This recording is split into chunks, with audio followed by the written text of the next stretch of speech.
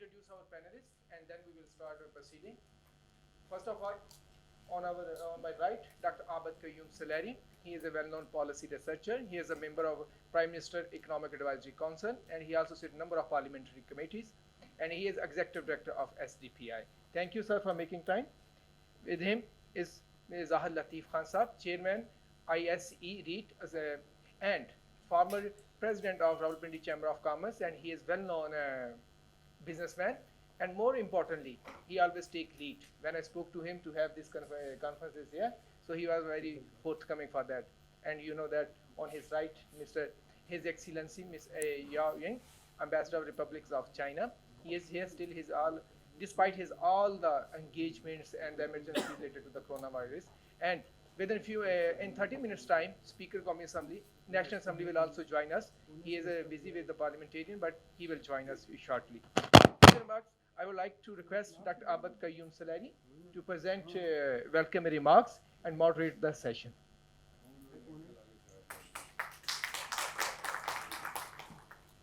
Thank you very much, Shakil. Good afternoon, ladies and gentlemen.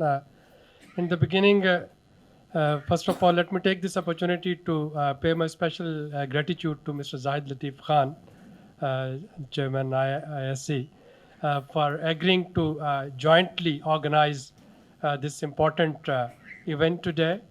As you know, we keep on organizing such events at STPI at our own promises.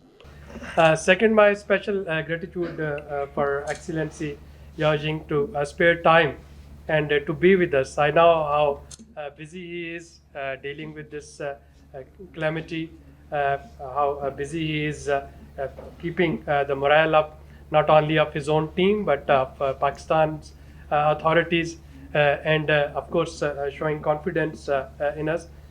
Sparing time in these moments is a great contribution, sir, and I thank you very much to you as well.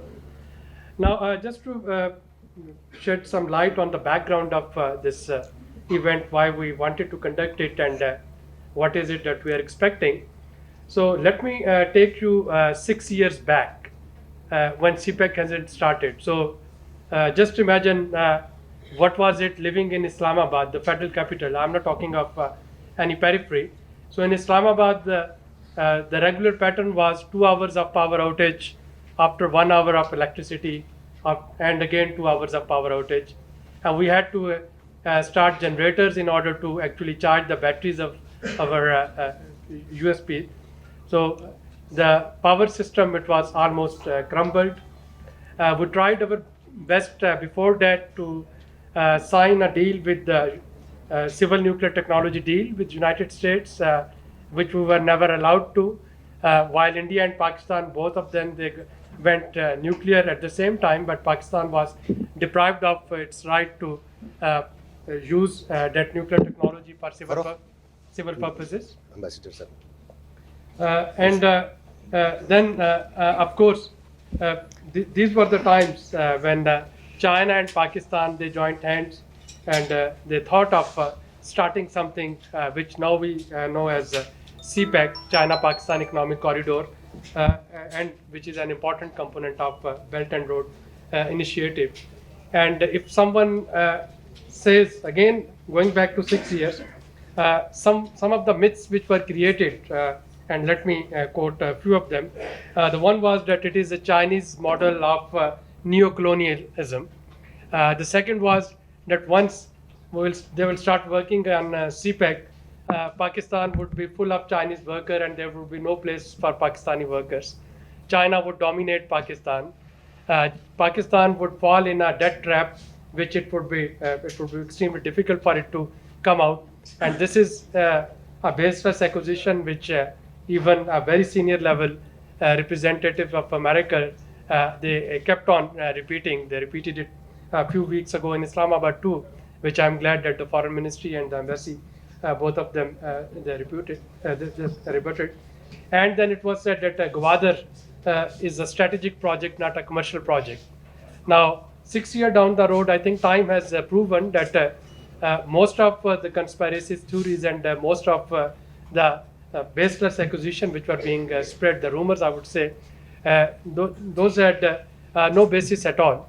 And Gwadar to me is an economic project. We have two strategic ports next to Gwadar, Turbat and Makran.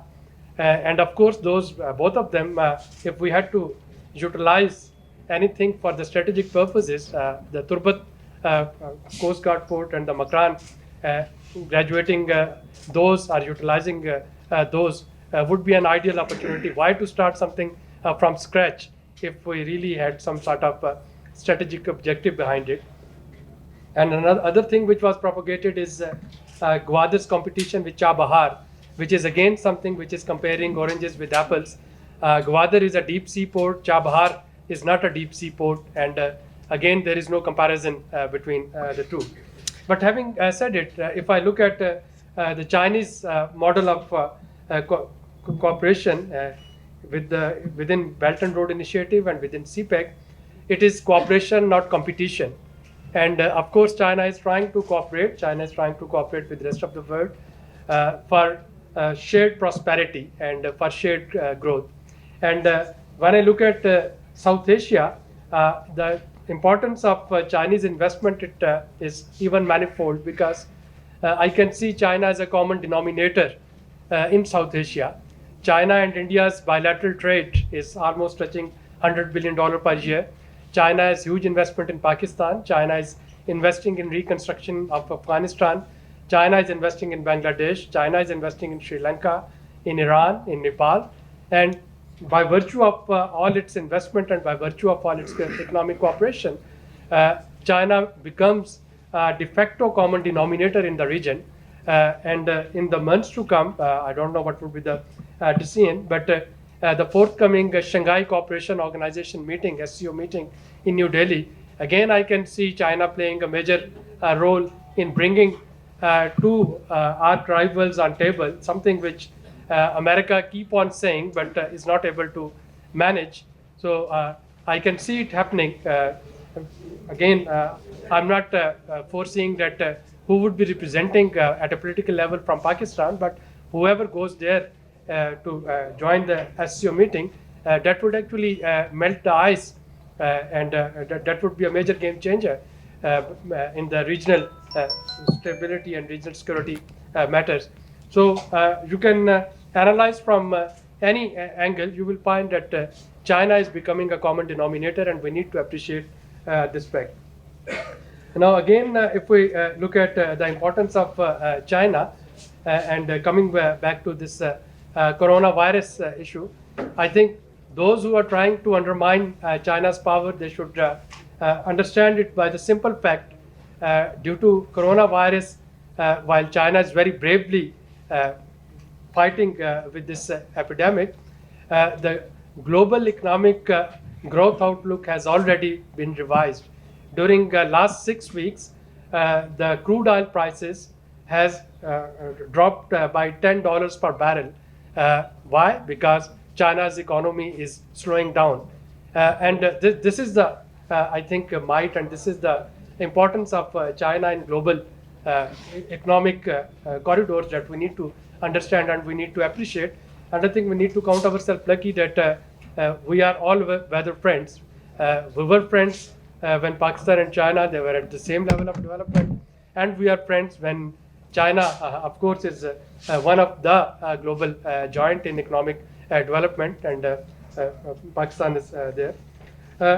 Finally, before I come to Zahid Latif Saab and to the Excellency Ambassador, I must also appreciate the fact that Chinese investment in Pakistan is not one size fit all model. China is willing to review and revise its strategy whenever Pakistan has asked it. And the phase 2 of the free trade agreement is one of the examples when we raised this issue that perhaps Pakistan was not able to get the maximum benefit from a free trade agreement. China was more than happy to review it and to accommodate whatever suggestion Pakistan government presented.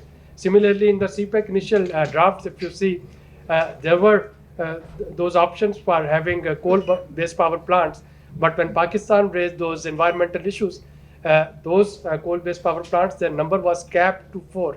and China never had any objection to it.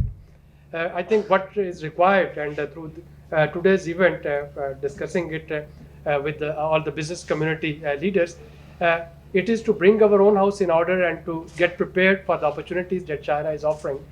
CPEC per se is not the solution of all our ailments. CPEC is one of the instruments. It is up to us whether we use that instrument in our favor or whether we are unable to use it. And the example that I want to give, before this free trade agreement phase 2 got implemented in 2019, China has given us a $1 billion window for exports. And Ambassador would correct me, my calculation is that we were only able to export goods worth $300 million. We had nothing in our supply side to export to China, while China had offered this $1 billion window, duty-free, quota-free export from Pakistan, that Pakistan couldn't utilize. So if we want to capture upon the second phase of FTA, if we want to capture the growth momentum that CPEC and BRI is offering us, then we have to bring our own house in order. We have to prepare accordingly. And if we are prepared, then of course we can get benefit from CPEC and BRI. If we are unfortunately and God forbid not prepared, then of course China can only give us fish. China can't teach us how to eat that fish. And then comes the model how to catch that fish. So thank you very much. We are looking forward to a very interactive discussion. And with these brief remarks, I'll request Zahid Latif Khan Sahab to say. He will give the Oh, presentation. you have a presentation. Okay. So I'll request Shakil Rame to make a presentation on it based on STPI's in-house research.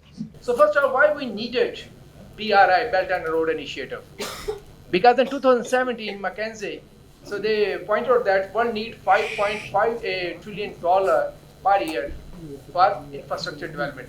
That is a gap, $5.5 trillion per year. It's a huge. No single country can take on that. Second, so in Asia, the gap for infrastructure investment is $800 billion. Then in South Asia, it's 1.7 to 2.5 trillion dollar. Then it was in South Asia, it was 6.6 to 9.9% of the GDP. So can Asia, the South Asia can create those resources? No. So then 2 million people are graduating toward the middle class till 2030.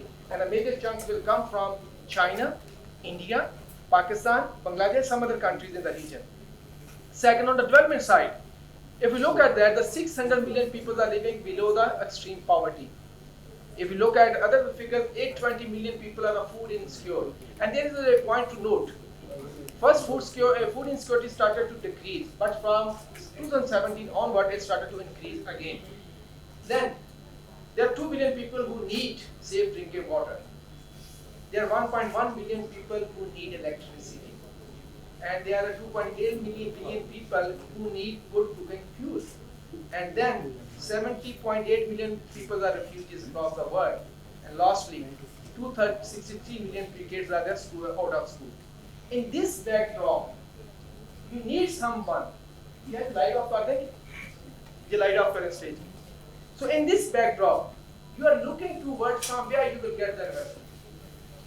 If somebody is coming, or look, you need investment, we are coming to help you out, not only in infrastructure, but also in the development paradigm. So let's have a glance at BRI, what we have achieved till today. Over 1 trillion has been committed. Of that, 4.6 million people are connected through the BRI. You should look at that. 126 countries are now a part of the BRI, and 29 international organizations are part of that. And the 300,000 jobs has been created today. 300,000 jobs. It means 300,000 families has been taken care of. 300,000 jobs means 300,000 families has been taken care of. Then over 90 billion has been extended by China till today, but they are increasing it day by day. Then 6 trillion trade happened along the BRI countries in the last 4 years. $6 trillion. So who is benefiting? So all the countries are benefiting. Then it touches the 61% population of the world and the GDP of $29 trillion. So this is a picture of BRI. No, look, how BRI is different from, I'm just trying to be quick because we have to conclude at the time. So what, we have number of initiatives across the world. We have multilateral agencies, we have bilateral donors. How BRI is different? First of all, look at that. It is a preemptive economic strike. People talk about the preemptive terrorism strike. China talks about no, don't go for the destruction, go for the engagement. So they are extending their help. It is different from the rest of the phenomena.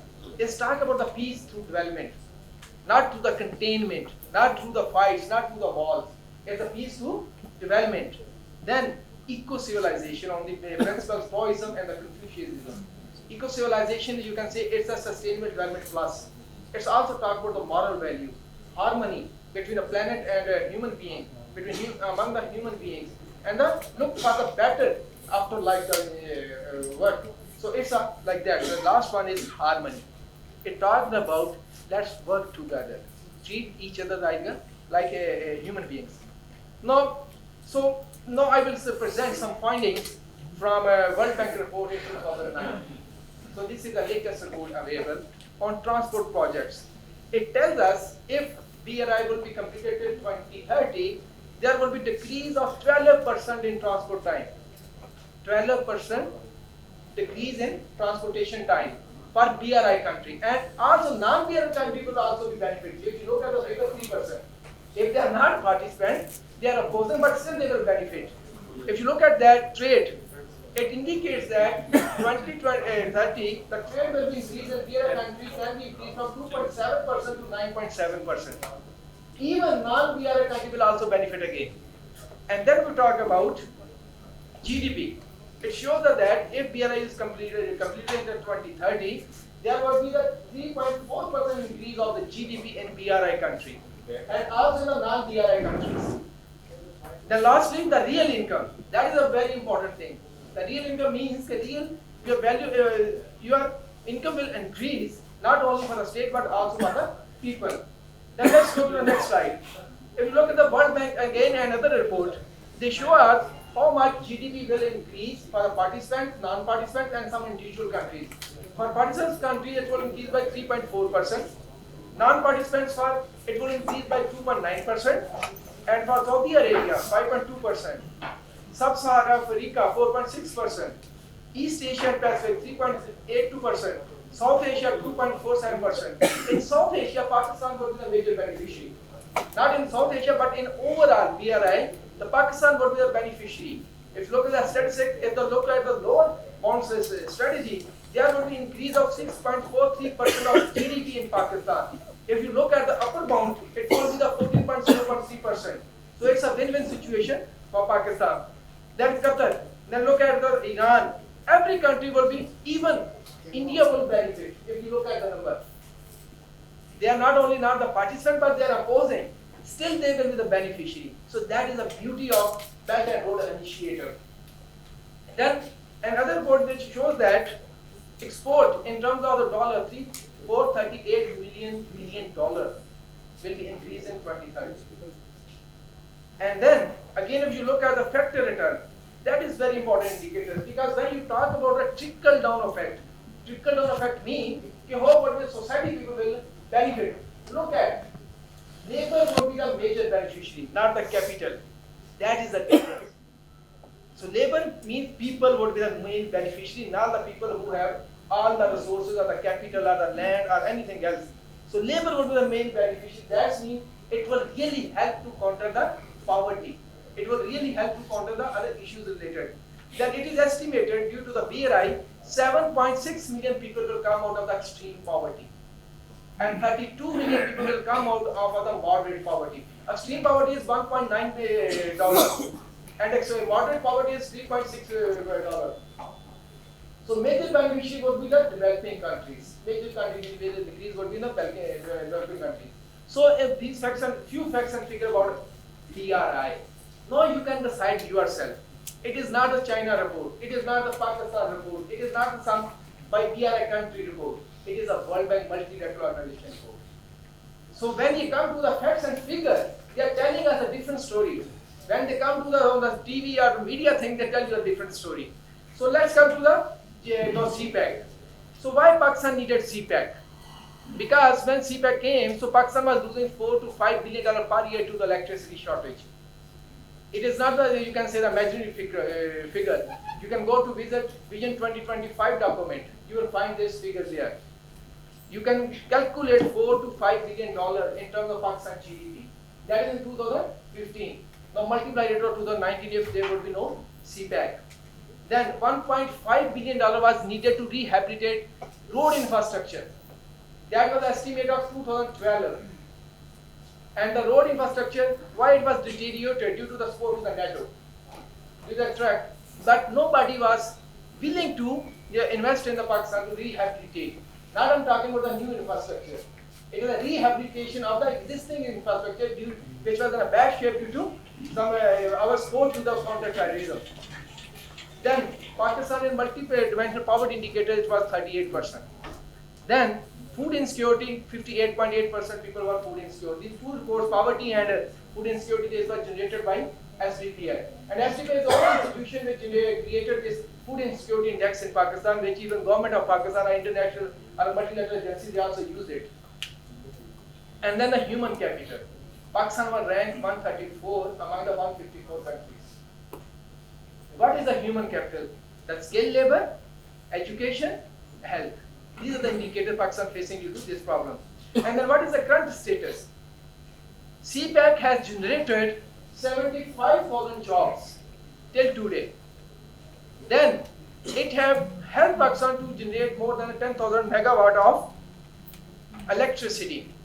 It helped 100 plus SMEs benefited from the CPEC related investment in the country. 100 SMEs. Then it helped us to create infrastructure like road, like water port. Nobody has more information about the water. I will show some later or more statistics on that. So what is the second phase now? This is the first stage, what we achieved. In second phase, what we are looking 5 things. First is enrichment. That means what we are doing, how to expand it. How to do more, make it substantial.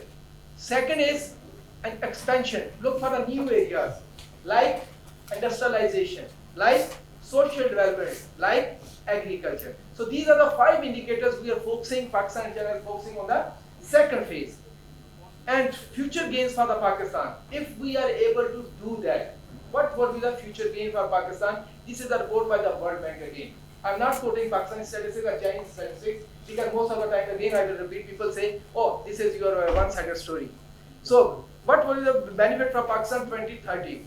First of all, real income. Only infrastructure related, if we go for the investment which happened in the first phase, it will contribute to 8% increase in our real income till 2030. And if we go for the reforms in other sectors, for example, if you look at that, infrastructure is one thing, connectivity is one thing, but other thing is how you allow the banning of borders when people want to do the trade with you. Are you going to do something in reform which can substantially decrease the number of days which are being consumed for the import or export? Are you going to decrease some tariffs? If we are going to do that, our gain will increase to the 10.8%. That means our income will increase 10.8% from the base period of 2014. And that will be a real-time income increase. It isn't just adjusted for the inflation and devaluation, everything. So then there will be 10% increase in your real income.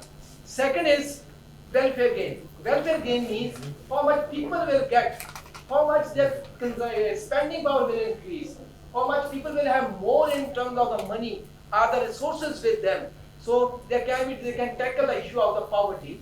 So there will be increase of 5.18% if we go with a lower bond. That means just what we have made, it's made.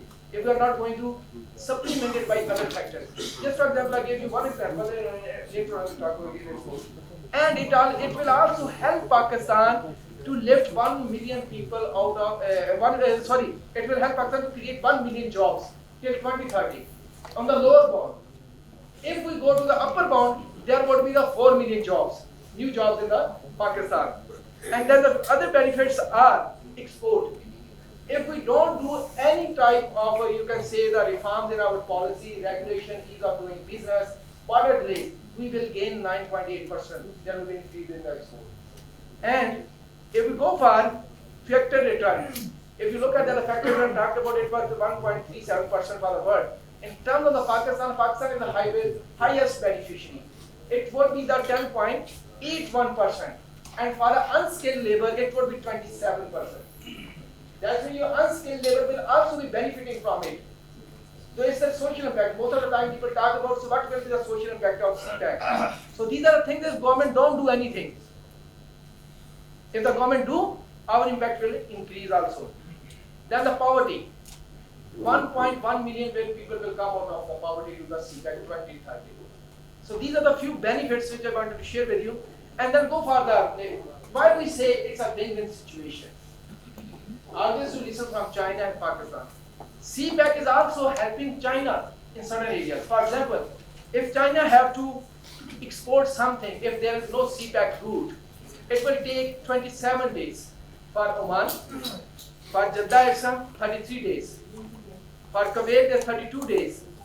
For Netherlands 49 days. For Germany 50 days. For France 48 days. If we go for the CPEC route, Oman it's 7 days. If you look at that, Jeddah is 12 days. If you look at that Kuwait, it's 8 days. So these are the numbers you can find. So substantially decrease. You can look at the difference, 20 days for Oman. That will reduce time. So it's a huge number. So this is, you can look at the numbers. How much difference it will be creating if we're looking at that, if the CPEC route is being built. And one thing we have to keep in mind, when these all calculations are done, it was kept. The average speed of the truck would be 4 km per hour. But after the improvement of infrastructure, the speed will also increase. That means there will further decrease in the number of days. And then we can also talk about in terms of the cost. Cost will also decrease. So this is a distance, or this is a distance. Distance is also increased substantially. If you look at the cost will again also will decrease. Look at that difference. So that means it's also benefiting China. And it is calculated by Advanced Journal of Transportation that in existing scenarios, they use data from 2016 and 17. They said China will benefit $70 billion in terms of this CPEC route if they're going for the trade. If that $70 billion is being saved by China, you can imagine if Pakistan is well placed, we have better efficient system, we have better service delivery, we have better things. At least we can take 10%, 15%, 20% of that saving. Any calculation for Central Asian states, we have 3 ambassadors in India. Okay, so we will be talking about in the later part. I will be talking about that Central Asian state, and so this is a substantial increase for the Pakistan. So these are my own calculations which I did. First thing was when they are a western part of the China, they are exporting things to that different parts. Now if China wants to export something from Shanghai to western part and then go other, even then China will be in the benefit. The number of days, if you look at that, there will decrease in number of days. That's when we have additional potential. Pakistan has additional potential on that if we are well prepared and we have the right set of the reforms in the country. Otherwise, as Dr. Sari was saying, we can witness going the truck, coming back the truck, and we can count the number 1, 2, 3, 4. So we will not be able to benefit. We have to set our, you can say, our own home in order. And this is one more important thing. This is just to break the myth and the propaganda against the CPEC. This is the graph created by World Bank. They are in Pakistan, most of the time we listen, oh, only Punjab is going to benefit. I mean, marginal area will not benefit. If you look at the statistics, the major beneficiary is the Quetta. Second major beneficiary is the Peshawar. And third beneficiary is the Karachi. That means these 3 provinces will get most of from the CPEC. And Lahore is below. So, that I said, so if you look to these big organizations of media propaganda, they tell you different story. When they talk about the facts and figure and data, that is a different story. So purposely I am presenting these graphs. So you can say it's being done by them, not being done by us. And second thing, if you multiply it to the real benefit again, Quetta, Peshawar and Karachi are the major beneficiary, not the Punjab. So we have to break these myths if we want to go far. And that purpose we also suggest our partners, listen to different research institutions. Listen to different people who are doing the research on the facts and figures. Don't listen to hearsay and hearsay stories. Even the multilateral agencies, they are telling you a story, different things on the basis of facts and figures. So these are the few facts and figures that if we want to benefit, this is some sketch of a CPEC authority, what person should do. Person should work on two dimensions. One is the governance, another is the future dimension. In governance, management, policy. In future dimensions, market analysis. In the vision. So in the management, efficiency. In the governance, and the control of the corruption. In the governance policy, we need SEC policy. If we don't have SEC policy, that means we will not be going for the industrialization.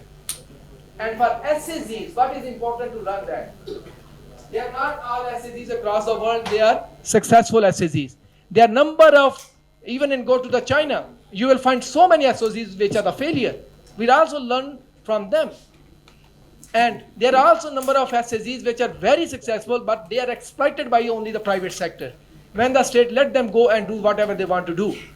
So we have to learn from China how to build SEC. Private sector plus state-owned agencies. This is a confusion about our state-owned enterprises. I'm a strong believer of state-owned enterprises. Why? Because anybody, you are all the businessmen are sitting here, I can put one question to you. Anybody want to buy a loss-making business? There is no prospect for the profit. Any businessman would be on the face of earth would be able to do that. No. That means there is a prospect, there is some other issue which we have to tackle. One thing, and second, on the future dimension, market analysis is very important. What is, if we are going to have a FTA with any other country, what we do in the past, we go to them with the same set of, same basket. Oh, we have the garments, we have sugar, we have rice, we have this, we have this.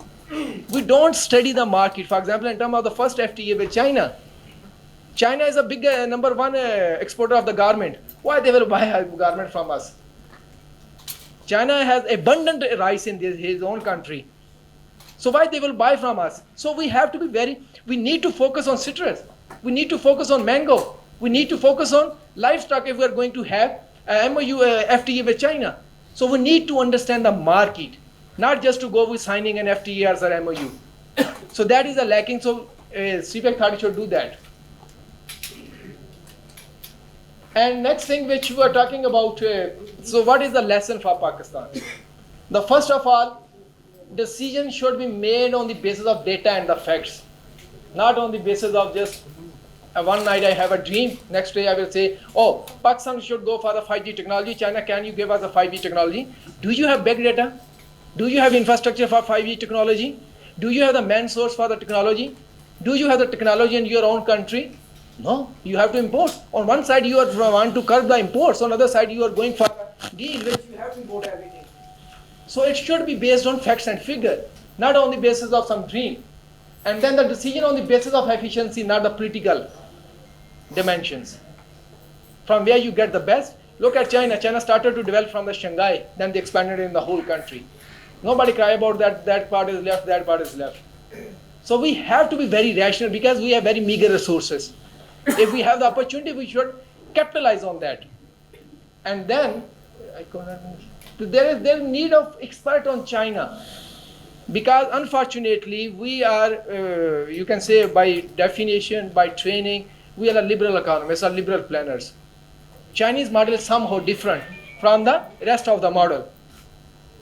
And then last thing is, we need to speak less and move our hand more. Because everybody have a great idea, everybody have a great thing to do, great, you can say, the proposals to do. But when it comes to action, somebody else will do. जिस तरह पंजाबी में कहावत होती है, गली बाती मैं बड़ी तो करतूती मेरी माँ. So then it will be happen like that. So we have to look at those dimensions. So then in the last part we will be going for the quick analysis for the relevance. Look at that, China is not only doing BRI. Before CPEC, BRI, China has this forum on China-Africa Cooperation Forum. China has this China-ASEAN Cooperation Mechanism. It has China-Arab State Cooperation. It had China-Pacific Island Countries Economic Development Cooperation Forum. It has Forum of China and Community of Latin American Caribbean States. It has China, Central Asia, Central and Eastern Europe countries, 70 plus 1 forum. So they have number of forums. Then relevance to the SDGs. SD want to talk about that. So China also want to talk. And then there come the comparison. Lot of talk is about India, Americans model of the build and Chinese model of the BRI. I will not go into the detail. If anybody have question, then I will respond. But I quickly tell you what is the difference. If you look at that, the BRI, it's a matter of shared prosperity. Let's work together. Let's benefit together. Let's coexist in the peace and development. And build is foreign policy objective of US. I'm not saying myself. You go and read the act of build. And what is their foreign policy objective? To secure the interest of people of America and economic interest of America at any cost. So that is the basically difference. BRI is inclusive. It's open to everybody. Any country can join it. Build is exclusive. It don't allow China and some other countries to be the part of that. And then the people are putting India as a competitor to China. I just gave you the statistic. In 2017-8, they said, oh, India surpassed the growth than China. India growth was 7.5%. They said, we are now the bigger economy. But this means 7.5% growth means their addition there to total economy would be of $215 billion. If you look at the China's growth was 6.5%. But if you look at their addition to economy, $1.18 trillion. So this is a report being done by India today, and Indian economists, not some other by Pakistani, Chinese, or the other person. You can read it from their own website. And they suggested if India want to match the China, so they need to grow at 40%. That is a hell of a job. No one country can do it. So this is false comparison. So there's China and India, there's no comparison. So this is the end. And Sahel Altaf Sahab was talking about what would be the benefit for Central Asian countries. Central Asian countries would be a major beneficiary if we have to, Pakistan have to connect the CPEC to Europe. But there are two things which we need to understand. One thing is how they go for the reforms in their regulatory framework. I give you one example. If you look at that, so the benefit to GDP for Uzbekistan from transport sector would be 1%. Would be 1%. But if they go for reforms in their country, the benefit for Uzbekistan would be 9%. That I'm giving you one example from Uzbekistan. Second thing, Central Asia would be beneficiary, especially for the agriculture products, because they know they are facing the problem of connectivity and delivery at the time. But once they will be part of that, they will benefit from it. In welfare gains, Kazakhstan is higher than other countries. Maybe they have the better, you can say, reform agenda. One thing, and second thing, which is also true in terms of the Pakistan, BRI infrastructure will connect the major cities.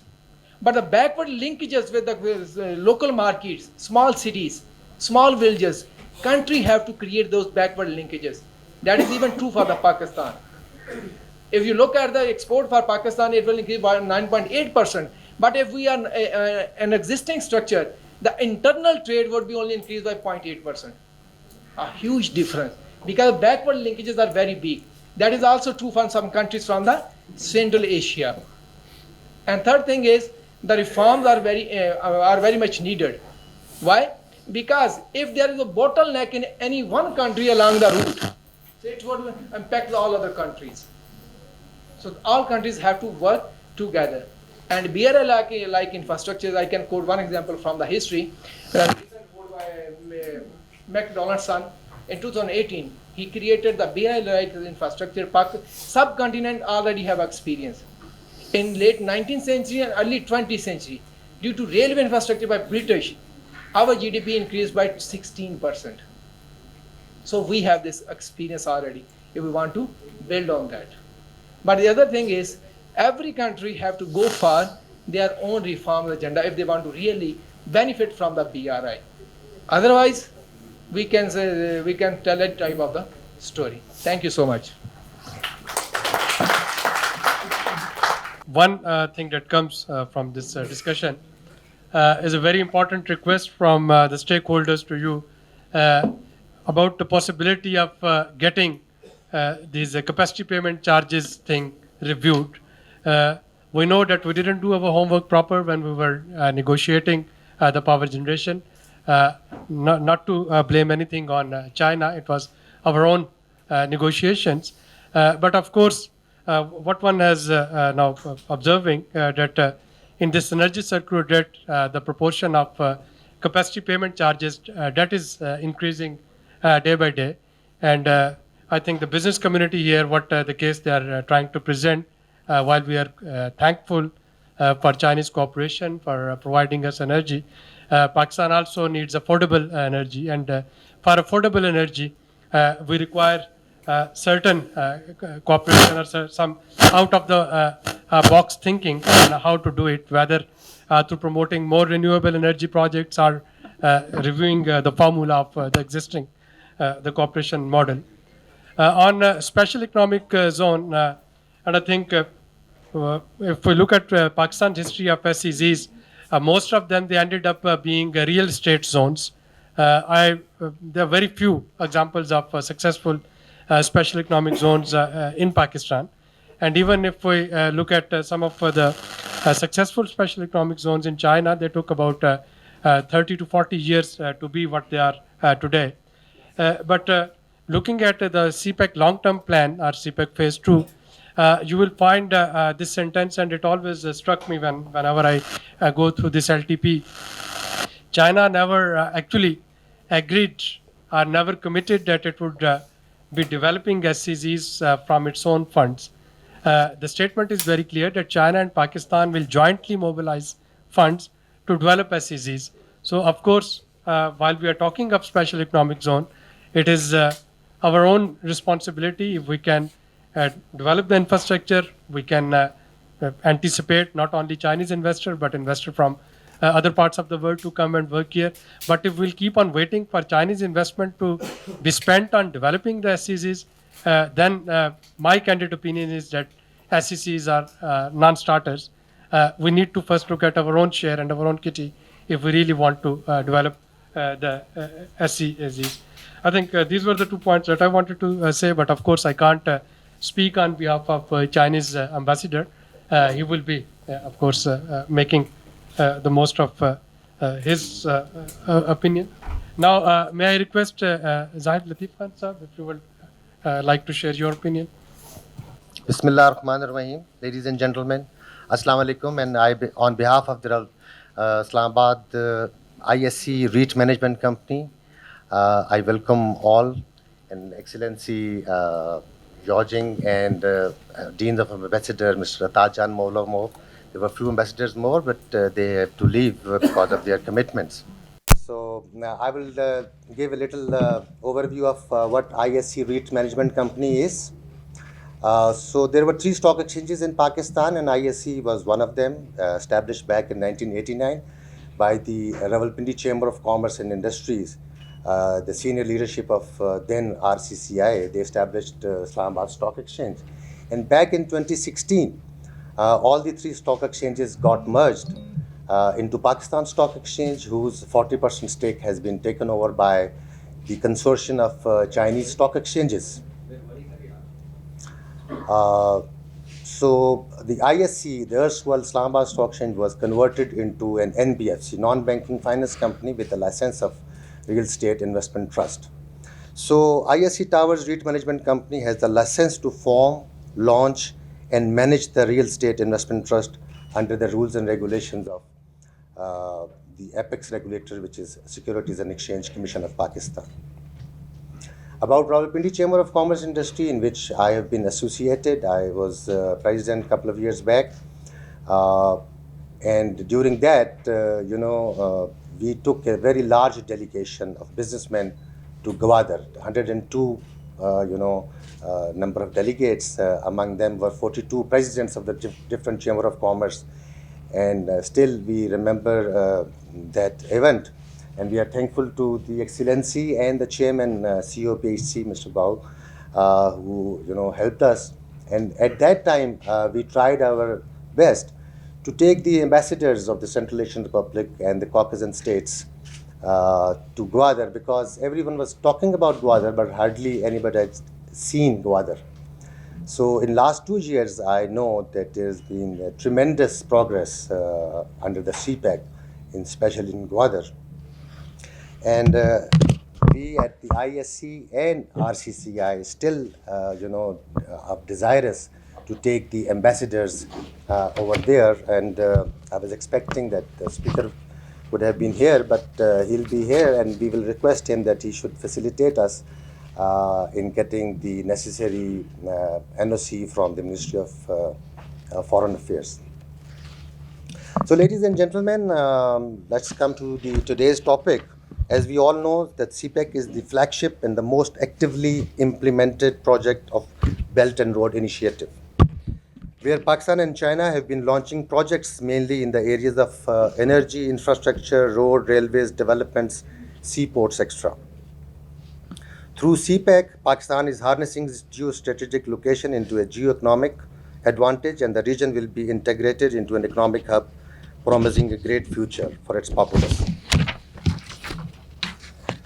The government is expanding the scope of CPEC so that it becomes a gateway of prosperity for both countries and the region at large. So, when the economists and the researchers talk, it's very difficult for a businessman to speak, but I think we can translate their dreams into the reality as a businessman, because we become the conduit between the think tanks and the real groundwork. So CPEC is being expanded in the area of trade and market access, industrial development and global value chains, socio-economic development and poverty alleviation, agricultural modernization and marketing, Gwadar Oil City, Gwadar International Airport, Gwadar Port, and the blue economy and regional connectivity and third country participation. As mentioned by our group leader, Mr. Suhail Altaf, about the opportunities of CPEC vis-a-vis Central Asian republics and onward to the Euro-Asian countries.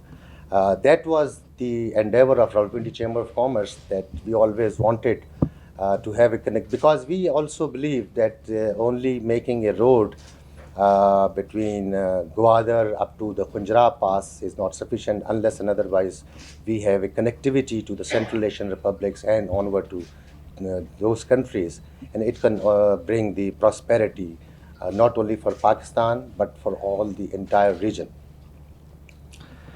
So the governments of both the countries are also well poised of the fact that this should be expanded to other countries as well to derive maximum benefits out of it. In this regard, the government of Pakistan, besides offering to Saudi Arabia and Egypt, has also invited Afghanistan, Tajikistan, Uzbekistan, and other Central Asian countries to join CPEC. And in the days to come, a new Silk Road originating from Central Asia and China through Pakistan is going to emerge. In the long run, it may be connecting with Central Asia, Africa, and Europe too.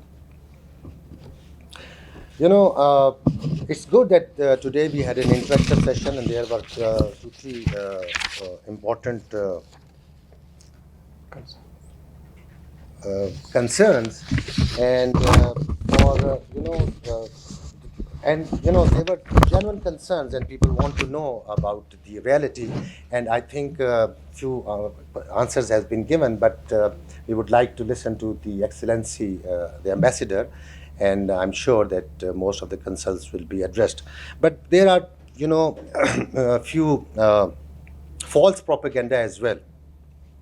So since the inception of the China-Pakistan economic, and I wish to put a few facts. Since the inception of the China-Pakistan economic corridor, Pakistan has been witnessing an unprecedented growth upward trajectory in the socio-economic domain, with a major uplift in the energy sector and transportation infrastructure over the past 6 years.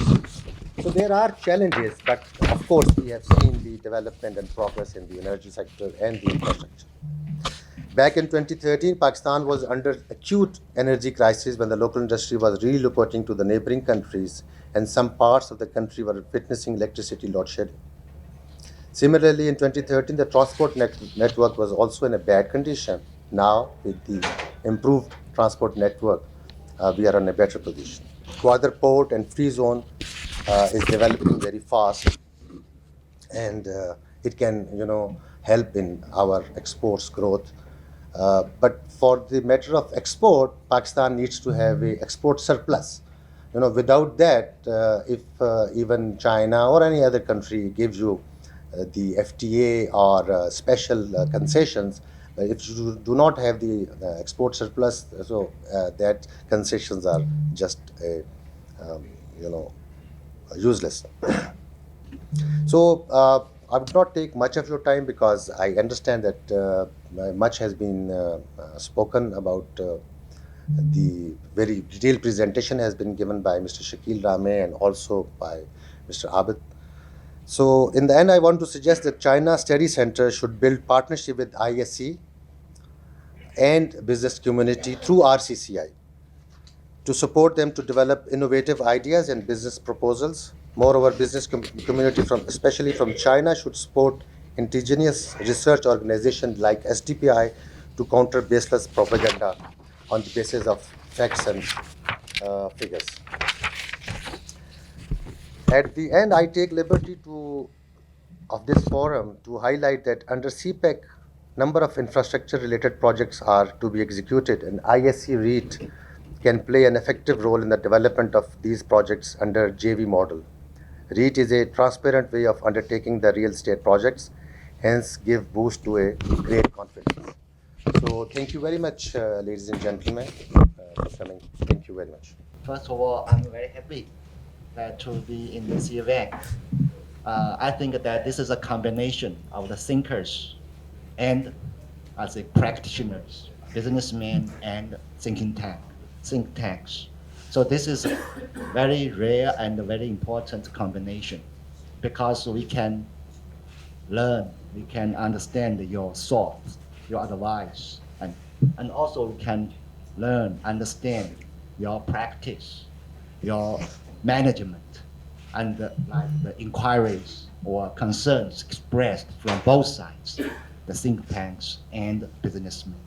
So I'm very grateful for SPDI and also especially ISE that for your hosting, that is very significant. Second, since that topic, 6 years BRI and CPEC, so I would like to little elaborate about my views. I'm neither a thinker nor a businessman, so that's I give as my very shallow about my opinions about 6 years BRI and CPEC. I will keep it very brief. First, I think after 6 years of BRI as a kind of, I think that BRI, Belt and Road Initiative, has been established as a well-known and also strong project of international cooperation, basically in the cooperation of trade, infrastructure, and connectivity. So far, more than 120 countries have become the partners, and more than 40 international organizations have joined. And the second, I think that BRI, after its 6 years, it has provided credible and tangible benefits, not only to China, but also to all of the world. And CPEC is just an example in this. And thirdly, I think that with the implementation and advocation of this initiative, that China, along with its BRI partners, could expect much more opportunities and better futures in the economic cooperation focused on development.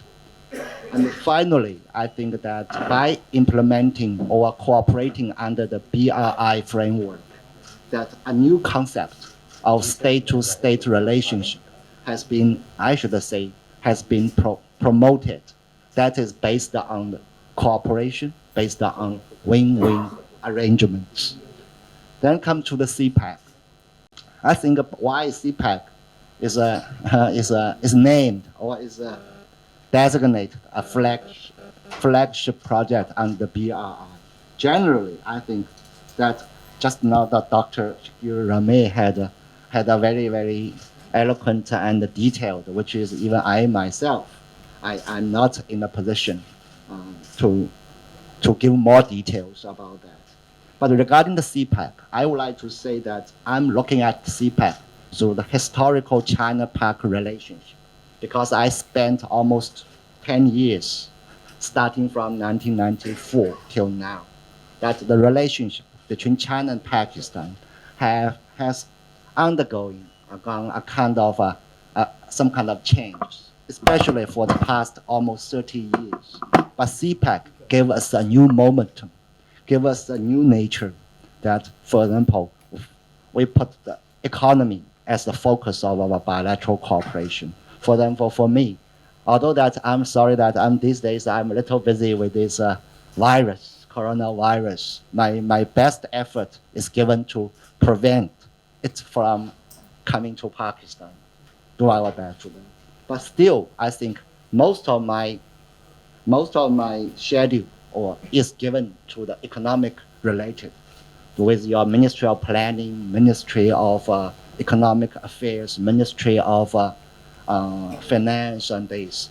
But recalling that my previous stay here, at that time I was not ambassador, but our ambassador basically is engaging with the foreign ministry, military, all these departments. So this is a brand new dynamics for the bilateral.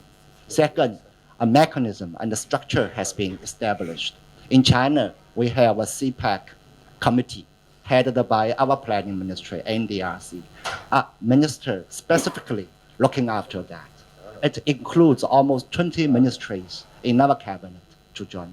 Here, you have a joint committee headed by the planning minister, and right now your government has established an internal coordination body called the CPEC Authority. I think that's so that this structure is long-term. This structure is delivering. Although that I should say that CPEC is a long-term project.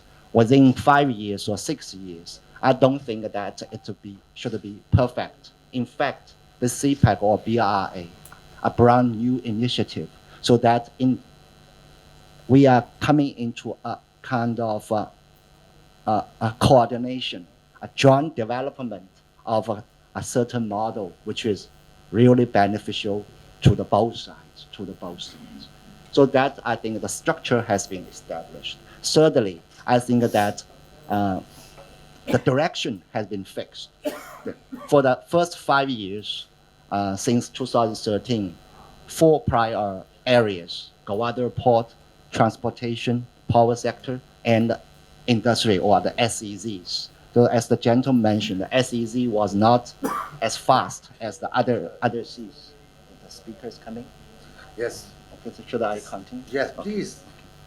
So that direction. But I think that since it is a long-term project, we have a long-term prospect till 2030. But 2030 is not the end of the thing. I think that this time frame from 2017 to 2030 is just the foundation, laying the foundation of the long-term development. So the direction. And finally, I think that the policy from both sides, from the Pakistani government, from the Chinese government, right now are becoming, I think, more and more clear and more firm, or more firmly, because that this is a major project, CPEC, between China and Pakistan, and China and Pakistan. So when the system is there, when the direction is clear, when the policy is set, and when the structure is given, future direction, I believe that CPEC. But there are several things. I think I just take this opportunity to contribute to my thoughts. For example, that yes, we have under the CPEC, we have majorly, I think, is the energy sector. Like we have 3 coal-based power plants. In fact, they are IPPs. But why that CPEC contribute 10,000 megawatts, but your price is still coming out? Some they have mentioned that yes. I think even the Chinese investors, when they come to Pakistan at this stage, the biggest problem they faced, the high cost of power. Only this one point will stop them from sending their money here. So we are more concerned by the local businessmen. But I don't think that it's fair to blame CPEC for that. Because, for example, we want to have more power production. But when we production, we provide this electricity, the tariff is decided by your government. It's your government. If you look at CTTA, there's a website by your government. They are listing all the costs of every and each power plant. All these Chinese right now, I think Shahiwar and Port Qasim. Shahiwar is the number 4 from the bottom. Port Qasim number 16 from the bottom. And I don't know Hubco because still hasn't been officially commissioned yet. So in fact, this is a historical problem regarding your power policy. Even today, I was meeting this IMF team. They are talking about this. So in fact, that this kind of project is a joint project. For example, you have the problem of transmission. You have the problem of the power distribution. All could contribute to the historical. But we believe this is a temporary problem because right now your government has set the ease of doing business. What I understand, ease of doing business, basically as the president mentioned, right now Pakistan need earn the foreign exchange. Foreign exchange. Foreign exchange should be given should come from the export. Export should be from a strong manufacturing sector. Strong manufacturing sector comes from investment or technology transfer. Investment and also this technology all comes from a proper policy. So in fact, policy matters. So right now your government has set the direction of ease of doing business. This is good. This is good. But I think maybe it takes more time and more efforts to make it happen, to implement these policies, implement policies. Sometimes that money doesn't matter, policy matters. You have a policy, money comes. And this is a global and market. And this money, I think, is only I think, attractive by a certain environment and policies. But I have every confidence in the future of Pakistan's economy. In fact, because first, your government has a very clear direction there. And the second, that the international community is giving more and more confidence on that. So, and of course, China and the CPEC is a contributor among the others of your future. And there's another gentleman, I think, from Balochistan mentioned that why Balochistan is not a benefit as other parts or whatever that is. And Dr. Ramey also gave his answers, and I totally agree with that. I totally agree with that. For China, I think that for any country, that we cannot have a quick fixation of all the problems. Even in China, the western provinces of China, although we have so-called the second largest economy, but if you visit China's Balochistan, like Xinjiang, Tibet, or these places, 40 days, we are trying our best, but still they are lagging behind compared with our eastern part. These things are based on maybe because of the history, maybe because of the resources, maybe because of the different priorities given to the different coastal. But one thing, I think, economy, if the economy want to be boosted, coastal areas, ports, they should be the first. So I'm always looking at your Karachi, Gwadar. If those ports, they are boosting, flourishing, then the economy is helpful. Fortunately, I see more and more activities in both Karachi port, Qasim port, and the Gwadar port. That means the economy is. But this doesn't mean, for example, Port Gwadar is in Balochistan. In fact, in this year, we have 5 new projects given to Gwadar. That's this new water desalination plant, power plant, hospital, vocational training center, and new international airport. So I believe when we are making this cake of CPEC much bigger, then the share definitely or naturally will be bigger to every part of Pakistan and every location.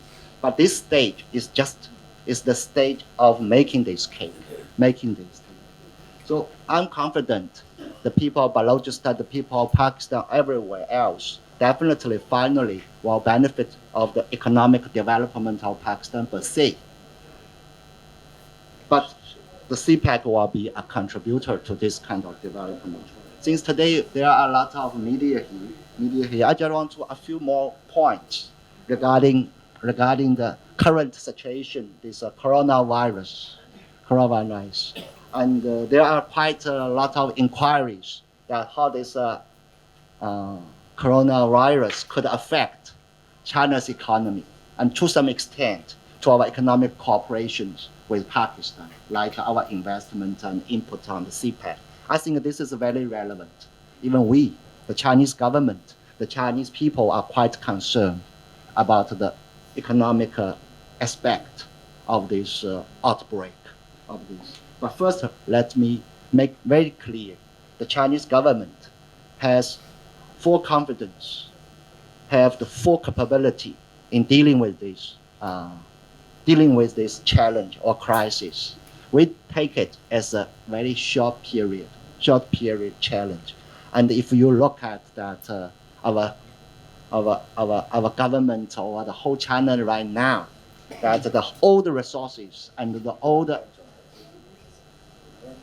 the system is mobilized in dealing with. So starting from the day before, that the confirmed cases have been less and less, and also that the cures have been increased. So this is right now. Compared with this outbreak, along with the CPEC cooperation relations, I don't think that CPEC is a long-term project. And right now, I think both the Chinese and the Pakistani government, we have our fixed and the functioning mechanism. So this short-term temporary outbreak won't stop our cooperation with Pakistan in moving forward with. Second, currently, the technology has reached to such a stage that you may not need a lot of physical presence of laborers or engineers on all these projects. For example, I believe in the port of Gwadar, Mr. Zhang, your personnel is about 54 people with a lot of local. They are running the port. Even maybe you can have less, and then still the port won't be affected. 14 is working on the port. Yeah, of course, big local team. So 400. So that I think the technology is improved. There's no more need a lot of physical.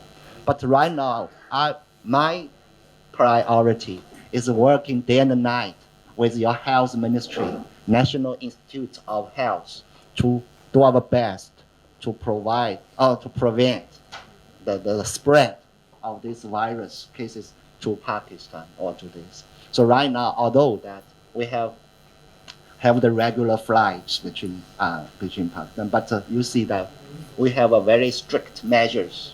For example, for all the passengers, international passengers, both Pakistanis and Chinese, before boarding on this flight to Pakistan, they have to be observed, quarantined for 2 weeks until they don't have any kind of symptom. Second, for all this, they will get a kind of physical check, especially for the lungs, because these symptoms comes from the lungs. So they should be cleared first. Then after arriving here, that all the Chinese and the Pakistani travelers from China, they will be kept for another 14 days or 2 weeks of the observation until that they are safely. But right now, even those people who can move in China, they are already cleared, because that every and each levels of the government, of the establishment, of the management in China, they are so much focused that this, even our embassy, 1/3 of my staff, they went back for Spring Festival. But right now, they cannot come back because they are quarantined. I'm counting. Tomorrow will be the 14th day. After the 14th days finish, quarantine finished, so they could come back, starting from the day after tomorrow. So we are doing so here I would like to, through the media, that please, I think that believe both Chinese government and your government, we are dealing with this challenge in our utmost efforts. And the second, that right now China is in a difficult situation. We really appreciate Pakistani government and Pakistan people's very strong support. You are giving us a lot of strength by standing with us, by expressing solidarity with us. This kind of disasters are not very rare in China. In 2008, I still China was hit by a huge earthquake. I was here. I got the similar feeling. Even I got emotional when all the Pakistani friends, what you have been doing for us. So here, this is once again. I think that this is a demonstration of the strength of this friendship. That let us face this difficulty, face this challenge together. And this could a contribution for the whole humanity. At least after this disaster, after this virus, we understand one more disease. We know how to cure one more disease. This could be. But during this period, Pakistan is the strongest friend so far, I think, China has. So I'm very grateful to your nation, to your government, to your people here. And finally, I once again thank you for your kind patience. And since the speaker is coming, so still we have if you have any kind of inquiries about CPEC, about BRI, about China-Pak relations, about even this virus, please, we can use this time. If this honorable speaker comes, before he comes, if I can field these questions. Thank you.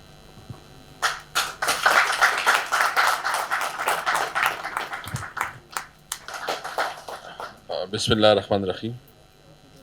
सबसे पहले तो मैं आपका शुक्रिया अदा करता हूँ कि आपने मुझे मौका दिया कि मैं इतने सीनियर लोगों में और इंटेलेक्चुअल्स में और प्रोफेशनल्स और ख़ासकर जो अपनी फील्ड में एक्सपर्टी रखते हैं उनके साथ मेरी मुलाकात हुई और मैं कुछ अपनी बातें भी शेयर कर सकूं।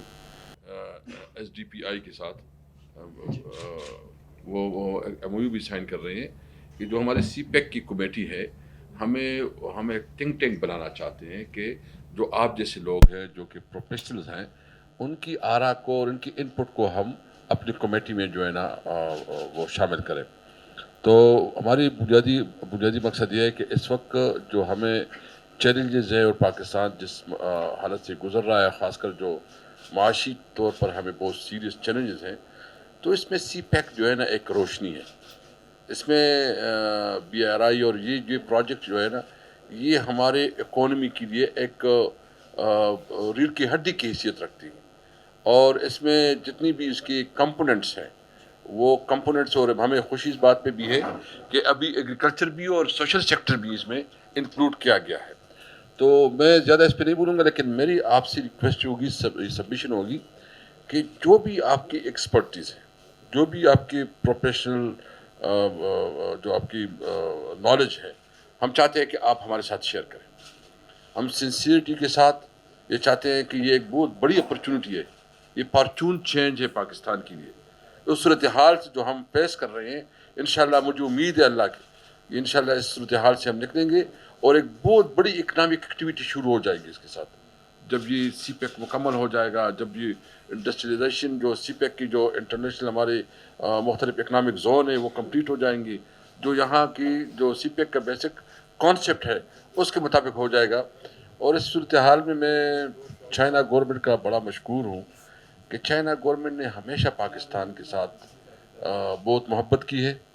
ہر سخت وقت میں جو ہے نا چائنا پاکستان کے ساتھ کڑی رہی ہے, اور ہم بھی یہ امید رکھتے ہیں اور یہ ایشورنس دیتے ہیں کہ اس وقت جو چائنا میں کرائسس ہے, ایک سچویشن ہے, ہمیں اس پہ تشویش بھی ہے اور افسوس بھی ہے, اور ہمارے ہاتھ میں جو کچھ بھی ہے اور جو جس طرح بھی چائنا چاہتی ہے تو پاکستانی عوام ان کے ساتھ ہوں گے انشاءاللہ تعالی. اس پورے اپنے آپ کے ساتھ ہیں. ہم جو اسمبلی میں ہم نے جو ہماری سی پیک کمیٹی ہے اس میں ہم نے ابھی کوشش کر رہے ہیں کہ ایک تھنک ٹینک جو ہو, اور وہ تھنک ٹینک جو سی پیک کے حوالے سے اس پالیسی میکنگ میں ہمیں ہمارے ساتھ جو ہے نا مشاورت کرے. تو انشاءاللہ تعالیٰ آپ کے ساتھ ہماری ریگولر انٹریکشن رہے گی, اور میں آپ کو یہ بھی ایشورنس دیتا ہوں کہ انشاءاللہ تعالیٰ یہ گورنمنٹ بھی اور خاص کر جو ہماری اسمبلی ہے, پارلیمنٹ ہے, اس پروجیکٹ میں اپنا بنیادی کردار ادا کرے گی, اور پالیسی لیول پہ آپ کی جو اوپینین ہے, آپ کی جو تجاویز ہے, انشاءاللہ ان کو انکارپوریٹ کرے گی. Thank you. Thank you very much, sir. We are so grateful for your kind comments and your support in the event of this coronavirus thing for the China and the Chinese people. We are all Pakistanis stand besides the Chinese people. Thank you very much. So today's session is closed, and we will keep on interacting.